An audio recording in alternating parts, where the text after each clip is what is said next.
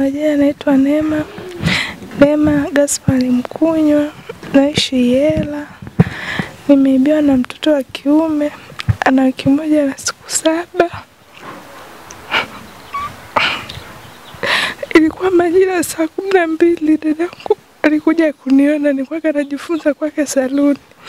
Alikuja kuniona, kunitembelea, alikuja kuona mtoto. Ilikuwa mida saa 12, akaja tukakaa sebuleni, mtoto alikuwa amelala chumbani. Alipokuwa amelala chumbani, tukakaa sebuleni tukaongea mawili matatu, akaja mke mwenzangu yule pale. Akaongea akatoka, akatuacha mimi na dadangu. Mtoto akaamka chumbani, nikamchukua, nikatoa na godoro dogo, nikambadilisha. Nikamnyonyesha, nikamlaza, ndo dada akawa anataka kuondoka.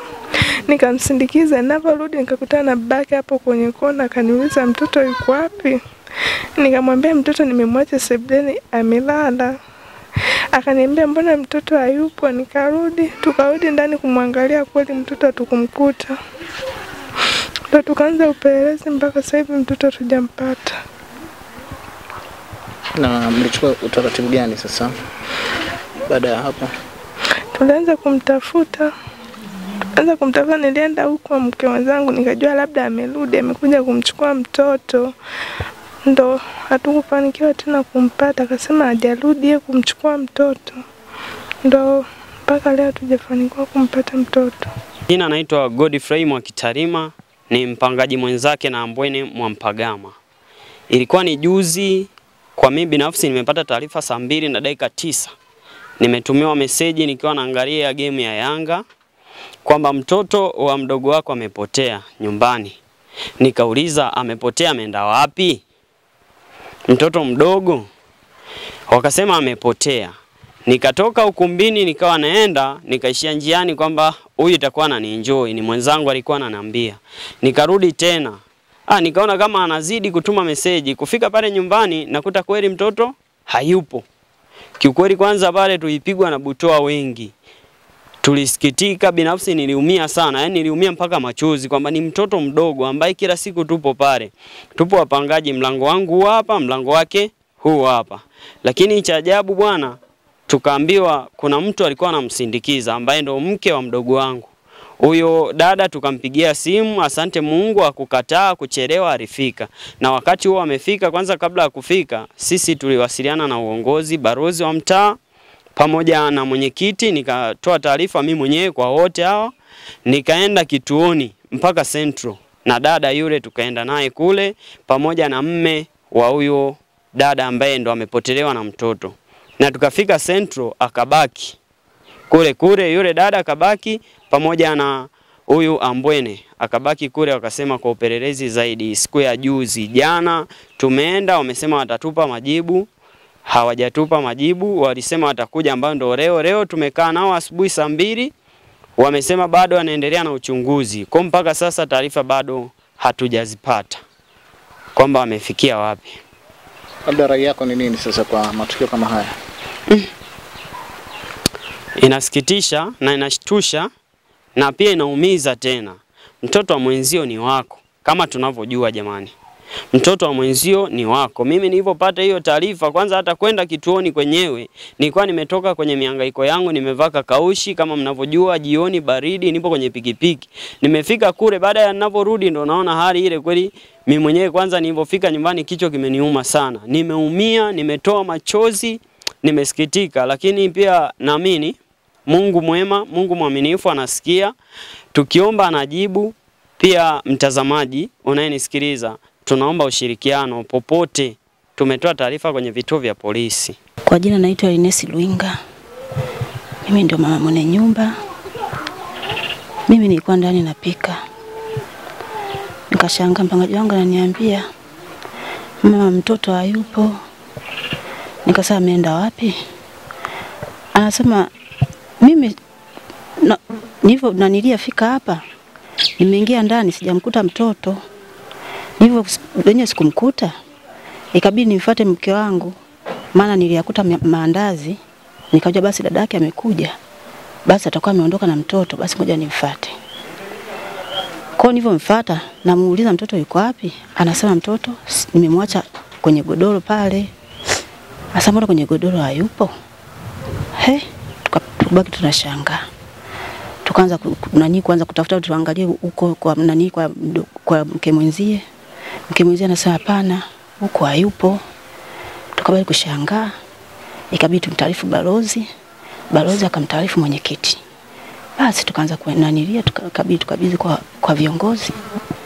Basi viongozi ndio wakaanza kuwasiliana na serikali. Mina Lwitiko Mwampagama. Nilikuja juzi kwa mdogo wangu. Kwanza niliwahi asubuhi kwenda kujumua. Nilivyowahi kujumua, nilivyorudi nikaendelea kupika, nilivyorudi kwenye biashara zangu, nikaendelea kupika.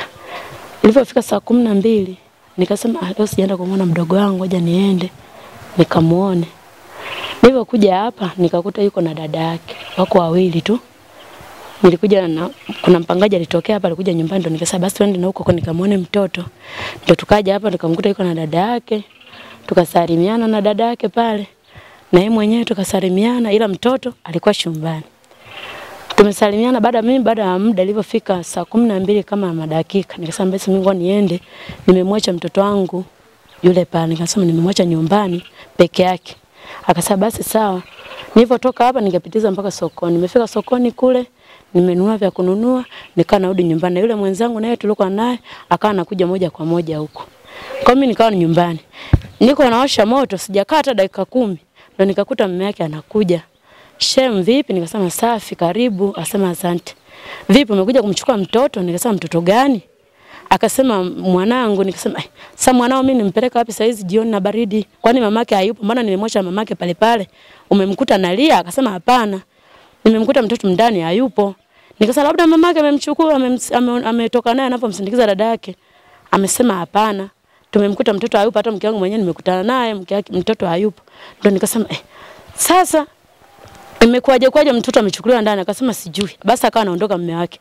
Baada ya muda naye akawa anaingia, nivyo unambeba mtoto sasa na mimi tuendage huko. Akawa anaingia, dada mtoto hayupo. Nikasema umemwacha na nani? Akasema nimwacha peke yake nikomsindikiza dada. Sasa nani ameingia kumchukua mtoto? Anasema sijui. Ndio tukawa tunaondoka wote sasa kuja huko, ndio kuja sehemu ya tukio hii. Ndio tukakuta ndio kama hivyo watu wameshaja tayari. Naye mama huyu naye amechanganyikiwa, mama mtoto yuko hapa, akasema mtoto na sisi tumekuta hayupo. Mama anasema alikuwa ndani humo. Naye ameambiwa tu kusema mtoto huko ndani hayupo. Unaona. Kondo ikawa hivyo watu wakawa wamejaa, ndio mambo mengine akawa yanaendelea. Naitwa Obedi Adam Mwampagama. Ni kaka wa Mbwene Mwampagama aliyebiwa mtoto. Ilikuwa ni juzi hiyo. Baada ya tukio nilipigiwa simu, nilikuwa kwenye kazi zangu, nikawa nimekuja hapa. Kwa kweli mazingira ya tukio yalitusikitisha wengi. Kwa sababu ni tukio ambalo kidogo limetushitua wengi, limeshtua jamii. Maana tulikuwa tunasikia lakini tumeona kwetu. Kitendo cha kuibwa mtoto ndani, alafu mtoto mchanga. Kwa kweli kwa sisi limetuumiza sana. Japo mazingira yote yaliyotokea tukio tumeshapeleka taarifa polisi na wamelihangaikia mpaka saa hizi wanazidi kulihangaikia. Yote tumewaachia wao wahangaikie kwa sababu sisi wenyewe tulihangaika binafsi, lakini hatuna mwelekeo kwamba inakueje atapatikanaje, lakini polisi pia tumewaachia na viongozi wote wa kiserikali wanashughulikia. Mimi ndio baba yake Ambwene. Mimi nilikuwa niko shambani Chunya. Nishtukia tu wananifuata jana kwamba mtoto amepotea jana jioni. Sasa nikaja ghafla sana jana kuja kufika hapa kuta kweli mtoto hayupo. Kuuliza ilikuweje, ndio akaanza kutueleza kwamba alikuja binti mmoja ambaye anajiita ni dada yake, alikokuwa anafanya kazi siku za nyuma.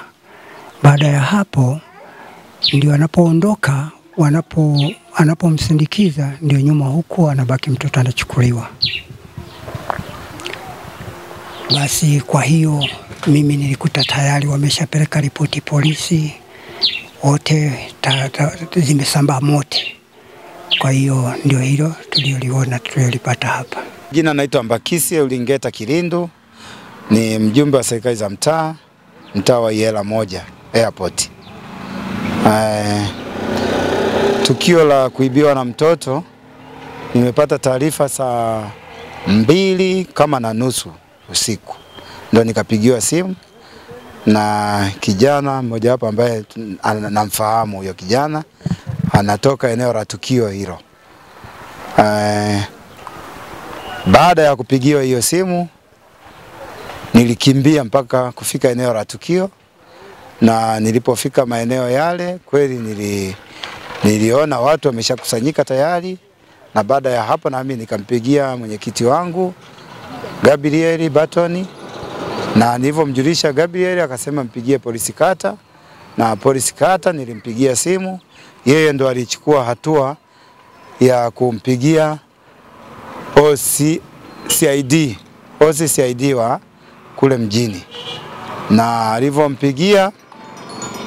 alivyompigia ndipo yule mkuu wa upelelezi akanirudia mimi kwamba tunakuja, ni eneo gani, nikamwelekeza maeneo yenyewe. Akafika kweli eneo la tukio lile, tukakaa naye, wakamuita yule ambaye ameibiwa mtoto, wakamhoji mle ndani. Lakini kabla ya kufika pia mimi nilijaribu kumhoji yule ambaye ameibiwa mtoto pamoja na mume. Walifika pale nikawaulizia ilikuwaje, chanzo cha tukio. Walinieleza kwamba walifikiwa na mgeni ambaye alijitambulisha kama ni dada yake na huyo mwanamke ambaye ameibiwa mtoto. Lakini walivofika, anasema baadaye ndio akatoka, waliongea, alifika kwenye mida ya saa 12 kasoro. Baada ya saa 12 kasoro ile waliongea, alisema hakuchukua muda kama nusu saa. Baada ya hapo ndipo akamsindikiza, na kutoka pale nyumbani mpaka sehemu ambayo alimsindikiza ni kama mita 300 hivi, umbali wa namna hiyo. Sasa alirudi nyumbani, alivyorudi nyumbani nasema kabla hajafika sasa nyumbani akakutana na mume wake.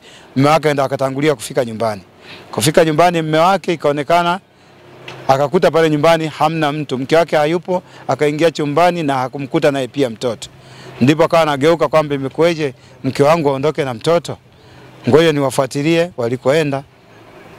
Alipokuwa anarudi ndo akakutana na mke wake anadai kwenye kona. Sasa ilipofika pale kwenye kona anamuona mke wake hana mtoto. Baadaye ndipo akawa anarudi na mke wake nyumbani. Alipomuuliza kwamba mbona mtoto huna, akawa anarudi na mke wake akasema mbona nimemwacha ndani. Wakafika nyumbani kweli akakuta mtoto hayupo. Kwenye harakati zile za kuangalia mtoto yuko wapi, chumbani, sebuleni hamna, ikabidi waende kwa mama mwenye nyumba kwamba labda alimchukua. Lakini ikaonekana mama mwenye nyumba hajui kinachoendelea. Ikabidi mama mwenye nyumba arudi nao mpaka ndani kwake kwenda kumwangalia mtoto, na kweli kaonekana hamna mtoto. Ndipo pale harakati sasa za kuanza kuwataarifu majirani zikaanza. Na mimi ndo nikawa nafika, ndo mahojiano ambayo nilimuhoji sasa yule mhusika wa mtoto. Kwa pale ndipo nilivyouliza vile, nikamaliza, tukaendelea na kutafuta, na polisi akawa amefika na pia akaendelea na hilo zoezi sasa la kuwahoji. Baada ya hapo ndipo askari akaamua kwamba awachukua wale watu kuondoka nao Central. Na kule Central ndipo tukaenda nao wote pamoja, na mimi kama kiongozi nilienda kule, tukaandika maelekezo yaliyokuepo kama nilivyoeleza hivi ndivyo nilivyoandika na kule. Na hata pia wale sasa akatafuta yule ambaye alileta maandazi pia, naye akakamatwa. Kwa na yeye pia yupo kule Central. Kwa habari ndivyo kwa hivyo. Kwenye mtaa wako matukio kama yapo au inakuwaje na hivi kama ndio la kwanza? Matukio ya kuibiwa mtoto kutoka kwenye uongozi wetu tulioingia madarakani sasa hizi, hili ni tukio la kwanza. Ila swala la kupotea watoto wanapotea, lakini ni watoto wa watu wazima kidogo ambao wana ufahamu wa shuleni. Na wanapopatikana yani unaweza kukuta wanakuambia amepatikana Iringa, alikuwa anatoroka, alikuwa anaenda wapi. Ndio matukio ambayo sisi tunaripotiwa, tunapewa taarifa nayo.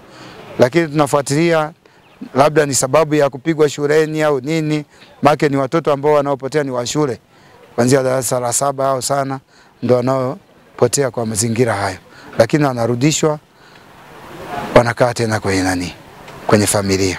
Na kwenye hili tukio labda kama pia kwa niaba ya mwenyekiti au mjumbe pia mnaweza mkao mnahisi nini na pia rai yenu ni nini hasa kwa jamii kijumla? Sisi kama viongozi kuhisi kwamba ni tukio hili lilikuwa linaashiria kitu fulani hatuwezi tukajua sana, kwa sababu hivi vitu hivi vinatokea. Tumeona wengi wanapotelea, wanaibiwa watoto hospitalini, huko wanaibwa watoto. Kwa hiyo sisi kama sisi hatuwezi tukasema kwamba eti hili linahusiana na kitu fulani, hapana, siwezi nikajua hilo.